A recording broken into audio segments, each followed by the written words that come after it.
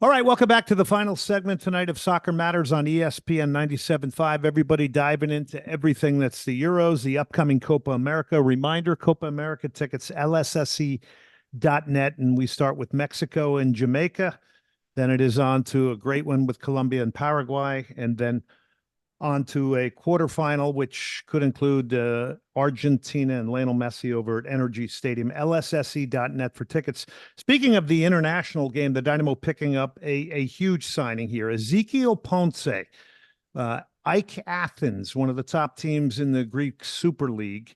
Argentine, 27 years of age, started at the same club that Lionel Messi did, Newell's Old Boys in Argentina. I've been watching some tape of him. This guy's got a lot of really good qualities, and we're looking forward to seeing him here in Houston. Won't be available, I don't believe, until the Leagues Cup, but no better person to talk about Ezequiel Ponce with the new DP signing for the Houston Dynamo than their general manager. He is Pat Onstad. Pat, thanks so much for coming on. No, thanks for having me on, Glenn. Well, this is an exciting time. You've scoured the planet for a designated player and a striker and a goal scorer. You have one. Let's drill down for my listeners on the qualities you see that he brings.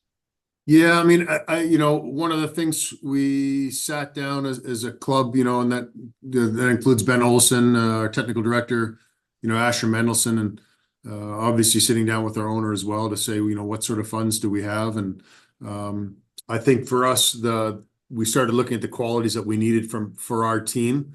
Our particular team, and we do a really good job of advancing the ball. We've talked about this numerous times of getting into the attacking third, but often we're lacking numbers in the box, and certainly a guy maybe who's a target striker who can get up and win headers and create problems, at least occupy two center backs at once.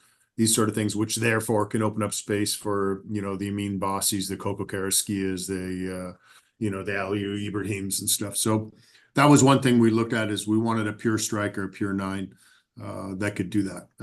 Ezequiel has those qualities. His movement in the box is excellent. He's a good finisher. He's good with his head.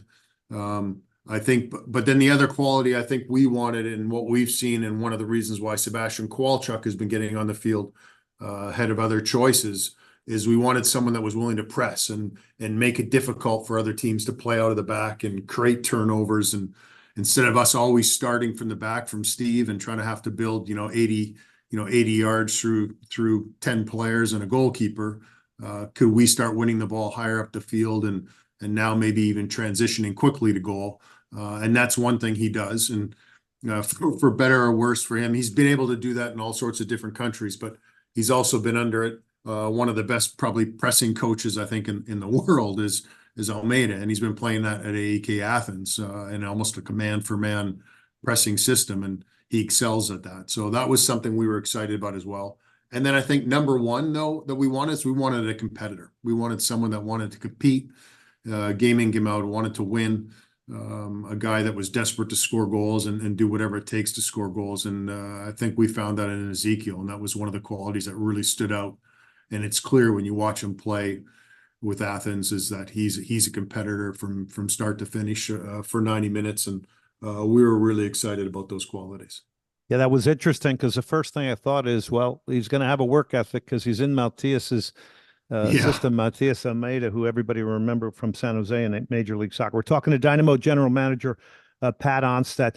How did you identify him? I mean, obviously through some sort of an agent, I would assume, but maybe take us slightly through the process. Actually.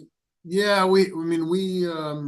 don't want to say we're completely data driven, but we're strongly data driven. So, we said, here are the qualities we're looking for. And within that, we have a data scientist here with Ethan Krieger that we brought on in January. So for 6 months, and he works with SRC that we've hired as a outside data analyst firm.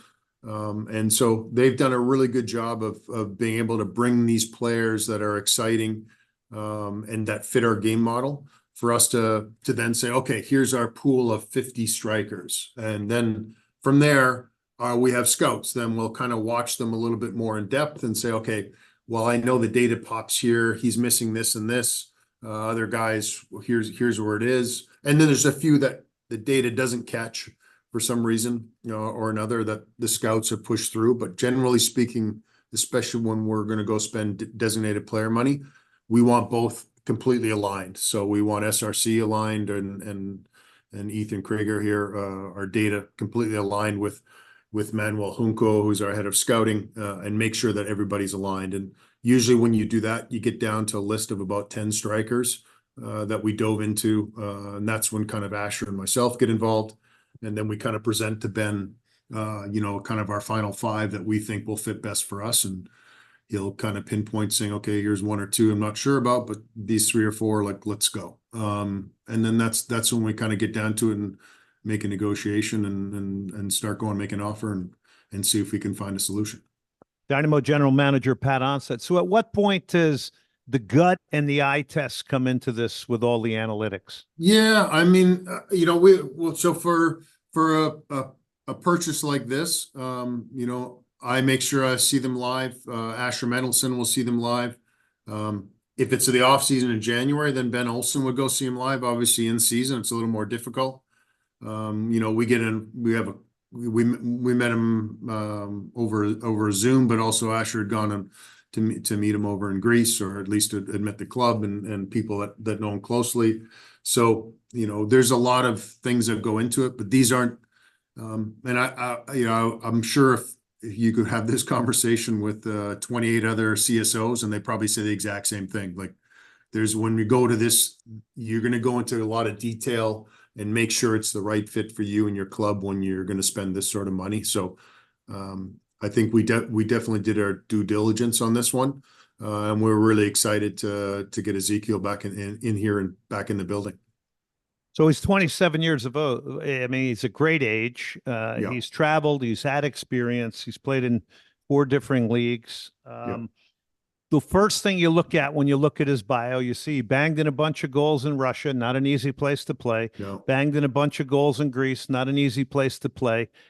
But then you see that he hasn't scored a lot in La Liga or Ligue 1. So how do you kind of backtrack and say, okay, what was his situation there? So you find out what went wrong there, or is it strictly really based on what he's done recently as a striker? Yeah, I think a little bit more what he's done recently, but I also think there's reasons for why he struggled to score in the league. He was on a pretty weak team. That's a tough league, and it's a pretty unforgiving league. If your team isn't strong and you're not creating opportunities, you don't get many looks at goal. So I think that was part of it. I don't think for France, for him, was the best fit for him, maybe in the way he plays, although he does have a top speed, like he can athletically handle that league. But it's a bit of a transitional league at times. I don't think that's necessarily his strength, getting up and down, but he does have top speed. So I think he can play that way. I don't think he thrives in that system. I think he'll thrive probably better in our system. At least that's certainly what led us to him. So I think there are reasons for that, but I also think when the Greek league is not an easy league to be successful in either. It's a competitive league. While I will say the Greek league, if you go at the bottom, I think our league is significantly better than a lot of these bottom teams. But when you go to the top, like AEK was until the last 3 weeks of the season, we're kind of leading the league, and unfortunately didn't win down the stretch. Those leagues it's competitive. It was pretty impressive when you're seeing it live, and there's a lot of pressure there too. So we know he can adapt to different cultures. He can adapt to different ways, like just even talking through his experience in Russia, which is difficult. It's difficult for a Spanish-speaking player to come from Argentina, and he had a newborn at the time with his wife, and they're living in Moscow, and they're trying to figure things out. So if you can do that, I think he'll fit in pretty well here in Houston. Pat Onstad, the Dynamo general manager. Exciting times. Ezequiel Ponce, Argentine, 27 years of age, comes over from AEK Athens in Greece. I'm sure he probably got a lot of insight about Major League Soccer also from Matias Almeida upon his leaving there. The tactical fit part of it sounds very exciting because you mentioned the repress and trying to create chances closer to goals off turnovers. But the methodical buildup part of it, that, the Dynamo's so great in possession here the last 2 years. Speak to that a little bit and what might now have to change, because after all, the club has been playing with a false nine. This is going to be very different. Yeah, I mean, we were pretty successful last year when we did play with a 9, so I'm not too worried about it. Corey Baird definitely didn't drop underneath and add like a Sebastian Kowalczyk. Corey Baird's strength was to stretch the line. So I'm still pretty confident that our group of 4 can, me, Bossy, Coco, Artur, and Hector can do just as well getting the ball up to the attacking third. So we'll have to figure things out. But the one thing, we talked about, and against Atlanta in the last 15, 20 minutes when Sebastian Ferreira came on and got an opportunity, which was nice to see. And I thought he actually did fairly well once he got on the field, which was nice. But you could tell as a group, we were kind of confused in how we're going to play with a 9 now. Like we don't have the extra guy. And I think at times Sebastian wasn't sure what his role completely was as well. I think he understood to stay high, but I think for the rest of the group, they're like, well, hang on, where's Sebastian dropping in? So Sebastian Kowalczyk, sorry. So we've got some work to do to make sure that we're going to be able to utilize Ezequiel. And then prior to that, we still got another 8 games or so, and we'll have to see, Sebastian Ferreira is going to get opportunities to get on the field too. So we're going to have to start learning to adjust and see how that is and try to get some goals for our strikers. For Sebas Ferreira, is this maybe a bit of a silver lining? Maybe this spikes him into, I don't know, a piece of good form. He's getting healthy now. I mean, there may be a silver lining to this, right? We don't know. Yeah, maybe. I mean, it's been unlucky. I think I feel for him because we set the team up and to kind of protect him and give him a chance to be the number 1 striker here and see how he could do with this box midfield and the guys that could possess the ball and get it there. And 25 minutes in, he has a major hamstring injury against St. Louis and had a pretty good preseason up to that point. And really he's been trying to push himself probably too soon and had re-injury after re-injury. And that's a little bit on us, not protecting him a little bit more, but that also shows his hunger trying to get back in the field to prove he can do it. And unfortunately for him, we kind of ran out of time where we said, okay, listen, we've got to make sure we've got someone here. I think, our window for this group to succeed and try to go win a trophy or make runs in the playoffs is now.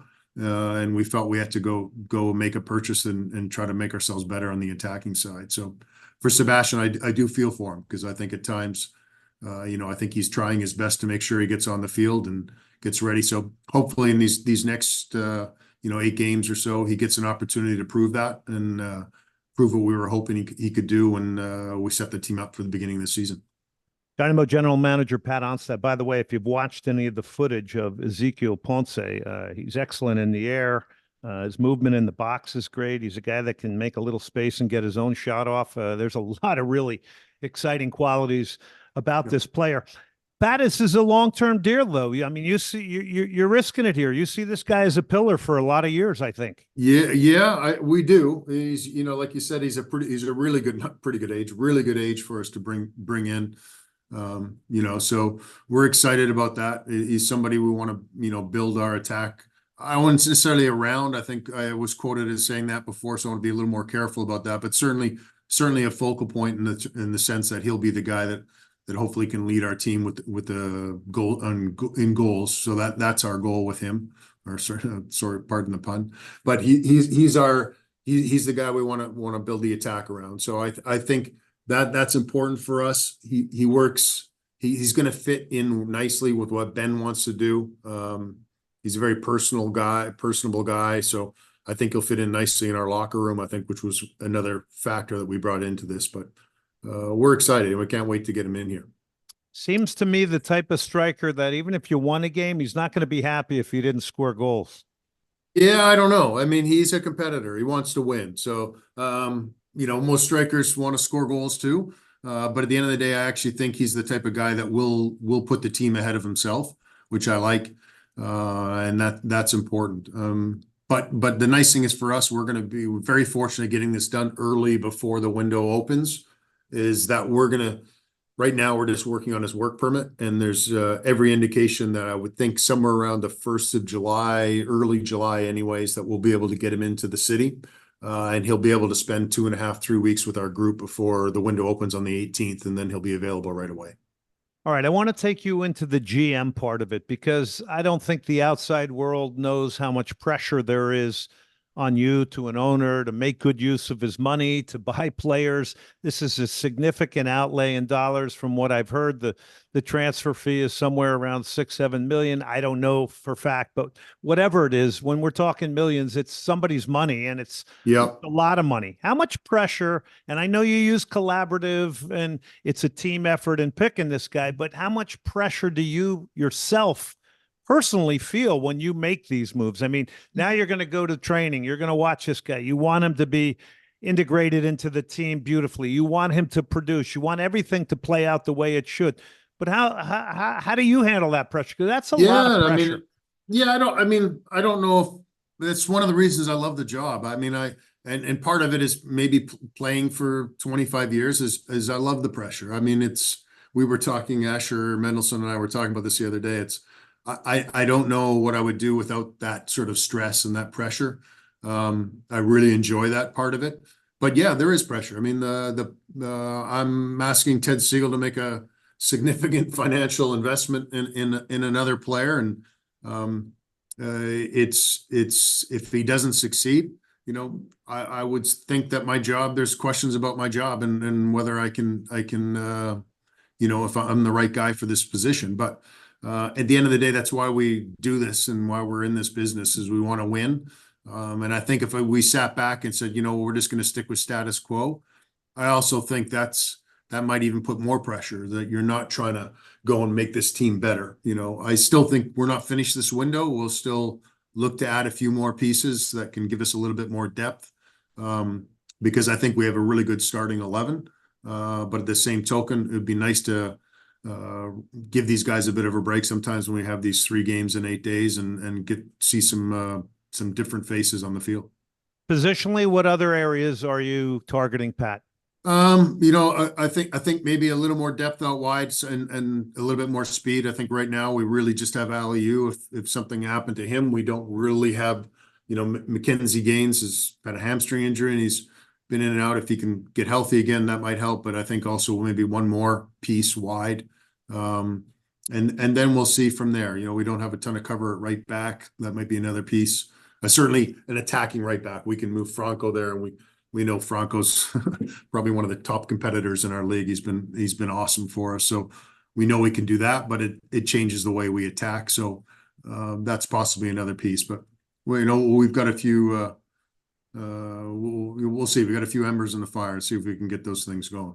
And I would assume in the place of Ezequiel Ponce, this would be good that you have the Leagues Cup coming up, because is this a target area where you could begin to integrate him in the team? Yeah, well, actually, I mean, the 18th it opens, and we play the 20th in Vancouver. So our hope is, not our hope. There's no reason that he won't be available for that game unless we have, run into a snag with the permit, which I highly doubt. I think these work permits and green cards are very different. Green cards can be problematic at times for timing, but usually the P1 visas go through pretty quickly. So that's what we're earmarking right now. It is a turf game. It is away in Vancouver, but we're hoping at least there to get him integrated in the team. Well, Pat, listen, as always, highly informative, exciting times. I think everybody's very much looking forward to this new signing, Ezequiel Ponce, an Argentine designated player, 27 years of age, perfect age. Go look at some of his footage on YouTube, folks. You can get a little taste of what he looks like. And he knows his way around a penalty area, I think. Yeah, no, he does. He does. And I think, the other factor we haven't talked about is he's wife, 2 kids, and he's very family oriented, and they've already gone and kind of scouted out. He was here for a couple of days getting his physical, and they scouted out a few areas in town. So I think they've already got a house earmarked already. So he's pretty excited to get settled in here and hit the ground running. Well, Pat, as always, thanks so much for coming on. Great insight. We appreciate it. And until next time, thank you very much. Ending the show in a big way tonight. No, thanks for having me on, Glenn. All right. He's Dynamo General Manager Pat Onstad. Exciting times here. Ezequiel Ponce, 27-year-old Argentine coming from AEK Athens in Greece, one of the top teams in the Greek League, Greek Super League. And he will be a Dynamo player sooner than later. All right, that does it tonight here. Podcast, you can get it Spotify, Apple, Google. Daspit Law Firm, big thank you to our presenting sponsor. T-shirts and hats, lamontbrands.com, benefits the 501c charity Snowdrop Foundation. And until Friday night, we're going Friday night, okay? So I'm just making that clear. Remember, soccer matters.